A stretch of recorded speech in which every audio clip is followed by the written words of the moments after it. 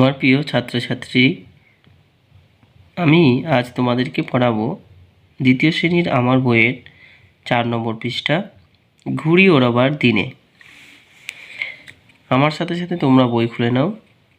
আমি যেভাবে আঙুল দিয়ে পড়ছি সেভাবে পড়বে। ঘুড়ি ওড়াবার দিনে। শুক্রবার এলে বিক্রমের ভারী মজা, সামনেই শনি রবির ছুটি।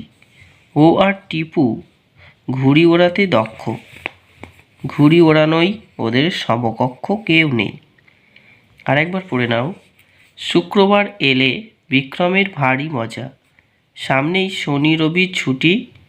ও আর টিপু ঘুড়ি ওড়াতে দক্ষ, ঘুড়ি ওড়ানোই ওদের সমকক্ষ কেউ নেই। চলো উপরের রঙিন অংশগুলোকে ভেঙে দেখি কী কী আছে। কয় র ফেলা, কয় র ফেলাটা কী হবে? ক, এই র ফেলার জন্য হবে র।